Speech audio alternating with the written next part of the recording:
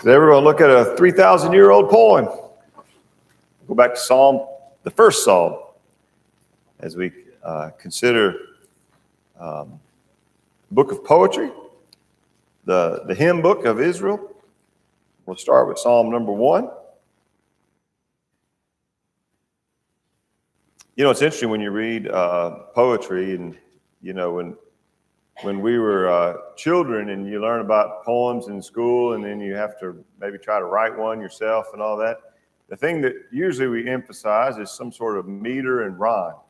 The lines are a similar kind of number of syllables or length, and then they end on a word that has the same kind of sound as the line above it, and that's pretty much, you know, how we recognize poems. And then later you learn that poems can have other forms as well, but that's kind of the common thing that our poems do. They rhyme in the way they sound to our ears. I remember I asked somebody one time, because clearly you read about the poems in the Bible, you read poetry, it doesn't rhyme in that same sense. But I thought, well, maybe that's just because it's been translated.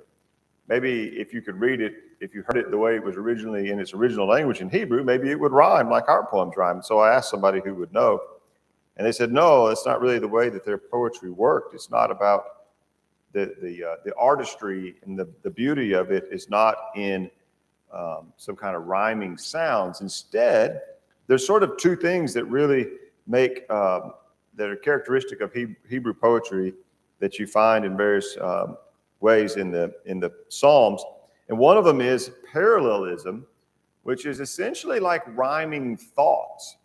So instead of the sound of the word having a same kind of ending to it, it's the idea that is repeated in various lines. So, for example, in this, verse 1 of this psalm, blessed is the man who walks not in the counsel of the wicked, nor stands in the way of sinners, nor sits in the seat of scoffers. See, there's like 3 lines there that have a similar idea and a similar form to them. To walk in the counsel, to stand in the way, to sit in the seat. There's kind of a repetition to it. And that's the rhythm of the poem. That's the rhyming in a sense. It's not the sound of the words, but it's the idea that kind of rhymes. The cool thing about that is it comes through in translation. Whereas if you translate a poem in English to another language or vice versa, you could easily lose the beauty of the poem if it's all about the sound of the words themselves, because the words change. And so for that nature, our type of poetry is kind of restricted to being able to read it in its original language. But the beauty of that, it does go to any language you translate into, because it's the ideas themselves that repeat. And in this repetition of the ideas, and you find this, once you start looking for it, you notice it. Like look at the first verse of Psalm 2. Why do the nations rage and the peoples plot in vain? The kings of the earth set themselves, the rulers take counsel together. So you see each of those lines is sort of it repeats itself. And usually it's not just exactly the same idea, but it kind of moves the idea forward. It builds on itself. And so it's that's one sense. The other thing that Hebrew poetry has that makes it poetic as opposed to just prose or just regular text is word pictures. So we'll see in our psalm in verse 3, he is like a tree planted by the streams of water. Well, that's a word picture. How is a person like a tree? Well, that's what you got to think about. David says, the Lord is my shepherd. What does that mean? It paints a picture. He leads me beside the still waters. So you could say, you know, God guides me and protects me and takes care of me. But to say it, the Lord is my shepherd, I shall not want. He leads me beside the still waters. He restores my soul. Those kind of things. Your rod and your staff, they comfort me. It conjures up pictures in our minds that convey a message in a beautiful and artistic kind of way. And so those are really the 2 characteristics of Hebrew poetry. This kind of parallelism, which is kind of like rhyming ideas, and figures of speech or word pictures. And we'll see examples of both of those in this short psalm today. All right, so right off the bat, he says in verse 1, blessed is the man who walks not in the counsel of the wicked, nor stands in the way of sinners, nor sits in the seat of scoffers. So blessed is the man. So we're talking about someone who is blessed, and it's someone who does not do these things. So blessed is the man who does not do these three things: walk, stand, and sit. So he begins by showing us what we shouldn't do if we want to be blessed. And the first of those is the one who walks in the counsel of the wicked. So counsel is like guidance or advice. And we all need advice. We all need help making decisions at times, or figuring out what we should do between various options that we're considering. The way of the fool is right in his own eyes, but a wise man listens to advice. Some people, they won't listen to nobody. You can't tell them anything. They won't listen to anybody. They've got it all figured out, and we know how that usually goes. It doesn't usually go well. If you won't listen to anybody else, you're going to do exactly what you're going to do, and you don't want to hear what anybody has to say. That's not a sign of wisdom. There is a wisdom in being able to listen to others' points of view, especially those who are maybe been there before, those who are a little older, a little wiser, and see what they think about something. And in fact, it's one of the great blessings of a true friend. Oil and perfume make the heart glad, and the sweetness of a friend comes from his earnest counsel. Boy, isn't that true? If you have somebody you can talk to and just share your problems with, and share your thoughts and dreams, and just talk, and then you know that you can listen, and they will give you earnest counsel, that they really care about you, and they're going to give you advice and tell you how you should, what they think maybe about your options or your situation or the thing that you're trying to decide. And maybe it's a career thing, or it could be anything. And to have somebody that you can confide in and that will give you advice. But what this warns about is, what about the man whose counsel is coming from the wicked? That's not a pathway to blessings. Let's look at an example of that very thing. We'll come back here, of course, but in 2 Samuel 13, there's an example of some terrible advice and someone who listened to the wrong person. In 2 Samuel 13, we won't go through this sordid whole story and all of its details, but just enough to get the picture in our minds here. Verse 1.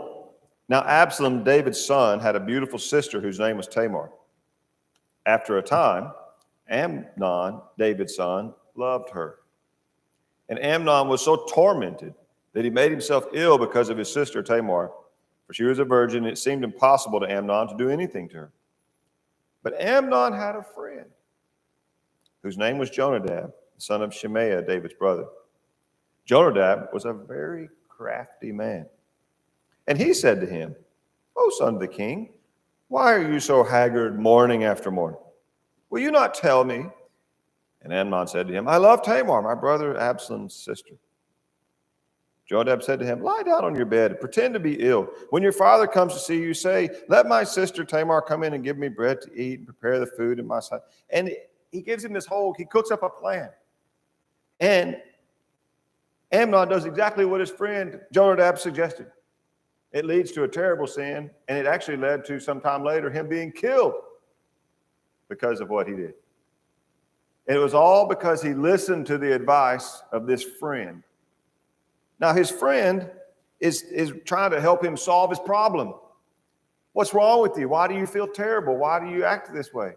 If there's something you want, well, let me help you come up with a plan how to get what you want. I've got an idea. Well, you could do this. But what is completely missing from his advice is any concern at all about the rightness or wrongness of it, or what does God say, or what is the wisdom of the Lord in this? So he's listening to somebody giving him suggestions and advice who does not care about God's way. And what his friend does in the end is basically tell him how to get what he wants. And a wicked type of friendship, or the people of the world, someone who does not care about God, will very often give that kind of advice. That kind of friend is just going to say, "Oh, what is it you want? Well, why don't you do this? You could have it that way, and you can." And their advice is basically how you can do whatever it is you feel like doing. And that's really good sounding advice when that's what you want to do. We like that kind of, "Hey, that's cool. You're right. I could do that. Then I can have what I want." But that's not the way toward blessing, to listen to that kind of advice. So first of all, wicked counsel. Blesses man who does not walk in the counsel of the wicked, or stand in the pathway of sinners. You probably recall from Wednesday night when you studied from Matthew 7 that there was, Jesus says there to enter by the narrow gate, for the gate is wide and the way is easy that leads to destruction. Those who enter by it are many. So you have this one path where there's no restrictions, anything goes. There's, literally, there's really no rules. And so most people choose that way. So you got this like flood of people heading down this broad, easy way. And if what's going to happen if you're standing in that way? If you take your place there, like, well, maybe I'm not going to go with these people, but I do kind of like to be around them. I do want to stand over here. It's kind of interesting. I like what's going on.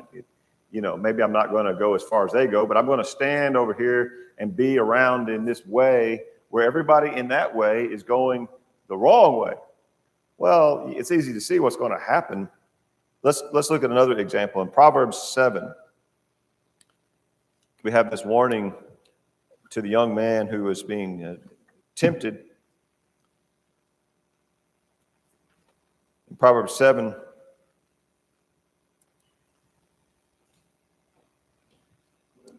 verse 6, he says, at the window of my house, I looked out through my lattice. I have seen among the simple, I perceived among the youths, a young man lacking sense, passing along the street near her corner, taking the road to her house in the twilight, in the evening, at the time of night and darkness. And what do you think happens when he walks down that street? Well, who does he meet? She comes out to meet him and she seduces him and it leads to sin. But you say, like, well, how did that happen? It doesn't seem like he was in the right place, was he? He was walking down the wrong path. He was going down the road that leads to that destination. He was walking in that street that leads to her house. And of course, what does he find? Exactly what you would expect he's going to find. And so if we're standing in the way of sinners, if we're in that pathway, if that's the roadway that we're hanging out on, you can't be surprised if you end up following them and following that crowd to their destination. And then the third thing is, or sits in the seat of scoffers.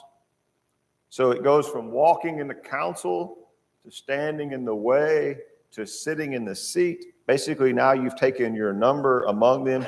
This sitting in the seat of scoffers, like you're part of this assembly of those who are scoffers. This idea of scoffers is an interesting one. It's used quite a bit in the Proverbs. So here's some explanation about these scoffers. Chapter 21 of Proverbs, verse 24. A scoffer is the name of the arrogant, haughty man who acts with arrogant pride. So the scoffers always, they just kind of attack everything. They're going to tear it down. They feel like they're smarter than that.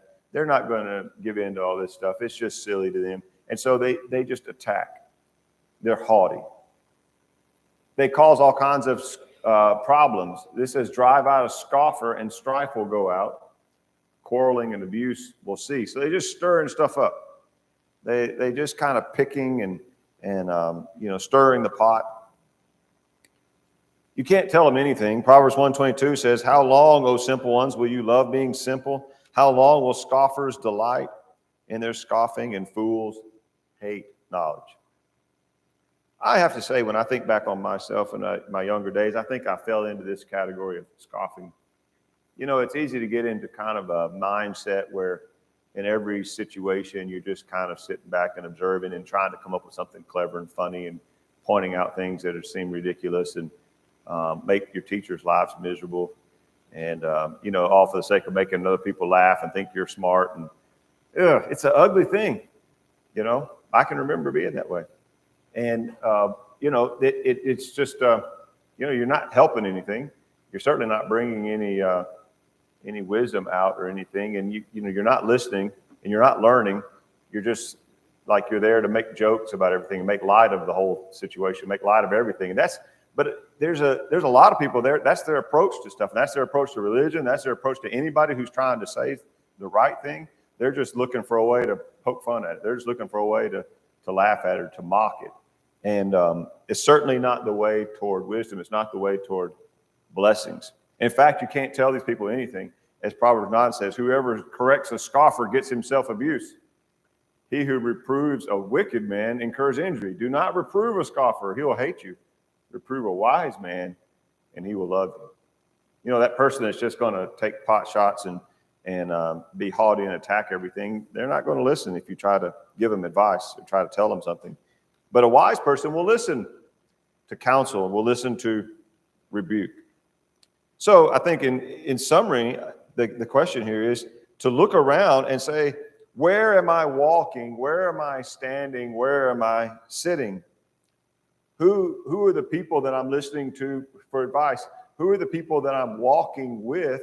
What is the crowd that I'm sitting with? Am I sitting with the people that are over here snickering and scoffing and just making fun? Or am I sitting with the people who are earnestly trying to do the right thing? 1 Corinthians 15:33 says, do not be deceived. Bad company ruins good morals. And that's the wisdom here of Psalm 1, right off the bat. Psalm 1, verse 1 is the people you surround yourself with, the company you keep says a lot about you and the direction you're going, and whether or not that is a pathway that leads to blessings or not. And this says it's not if they're this kind of people that we are surrounding ourselves with. In contrast, verse 2, blessed is the man who walks not, verse 1, in the counsel of the wicked, or stands in the way of sinners, sits in the seat of scoffers, but, verse 2, his delight is in the law of the Lord, and on his law he meditates day and night. So what we're thinking about is somebody who's being influenced. How are they being influenced? And so this is not the way to blessings, but this is the way to blessing. Instead of listening to the counsel of the wicked, this is someone who fills his mind with God's word and thinks about that. That's what he's got on his mind.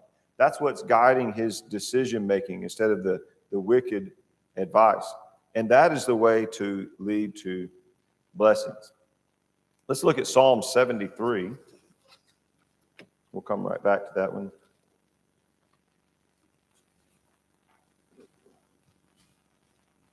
This is the type of attitude this is Asaph in his psalm. He says in verse 23, speaking to God here, nevertheless, I'm continually with you. You hold my right hand. You guide me with your counsel. Afterward, you will receive me to glory.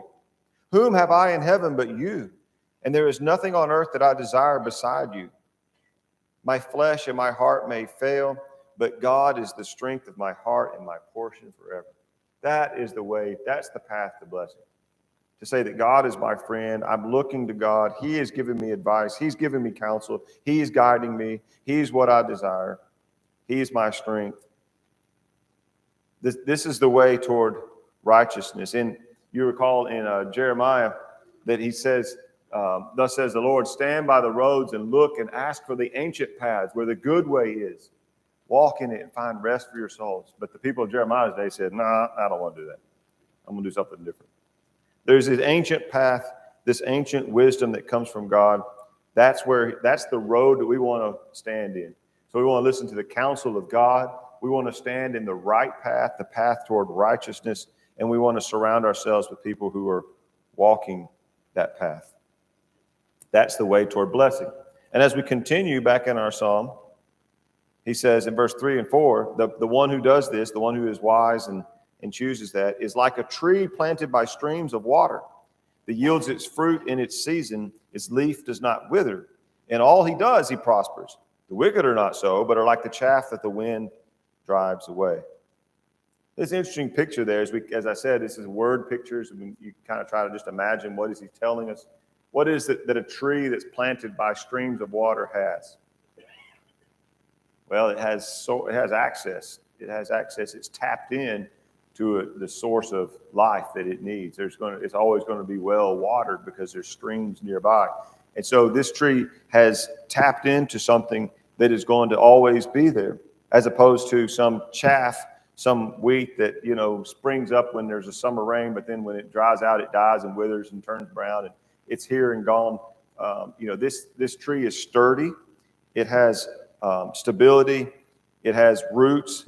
It has a source of life that it has found that is going to make it be prosperous, even in a dry, parched time when there's maybe a delay in the rains. It doesn't shrivel up and die because it's planted by this stream of water. And that's the comparison to the man who his delight is in the law of the Lord, and that's what's guiding him, and that's the counsel that he is seeking. And we might say, well, when are the wicked going to dry up and blow away? Maybe they seem like they're doing just fine. At times it does appear that way, but in verse 5 of the Psalm it says, therefore the wicked will not stand in the judgment. So we're thinking about in the judgment, nor sinners in the congregation of the righteous. For the Lord knows the way of the righteous, but the way of the wicked will perish. So, at this point in life, there might be this kind of, we're here, we're living among people. People are making different choices. But at the end of it all, they're going to lead to different destinations. And that's really what, let's go to Matthew chapter 7. This is, again, from the Bible class on Wednesday night. We'll conclude with this comparison of these two ways. This is basically the same thing that our psalm is saying. In Matthew 7, Jesus, in the Sermon on the Mount, verse 13 and 14, enter by the narrow gate, for the gate is wide, and the way is easy that leads to destruction. Those who enter it are many. But the gate is narrow, the way is hard that leads to life. Those who find it are few. And what this tells us is that if we want to know, where am I going to go? What's my destination going to be? We can look around right now, and you can get a good idea of what your destination will be. And it depends on what gate are you walking through, what road are you walking, and who are you walking with. And if you're going through the easy gate that allows you to do whatever you want to do, and you're taking the path that allows you to make whatever choices you want to make, and you're walking with people who are living the same way, then we're probably going to end up at the same destination where they're all going. On the other hand, if we want to lead the road that goes to life, then we need to be very careful about entering this narrow gate and walking the Lord's way. And we find that by listening to his counsel that comes from his word, by meditating on it day and night, and being very careful of who we let influence us and where we're standing and where we're walking and where we're sitting. And so that's really the challenge and the encouragement that we gain from this psalm that I'm sharing with you this morning, and encouraging you all to make wise choices about where we're going and who we listen to and who is guiding us and who we sit with and who we're walking with, because that's ultimately going to probably have a big impact on where I'm going to be when I get where I'm going. And we know where we want to go, so we have to make the right choice today so that we can end up there when our journey is finished. If there's someone here this morning who's not ashamed to own your Lord and you want to let that be known, we would be thrilled to have you come forward and let us know. If there's any other way that we can help, let us know as we stand and sing.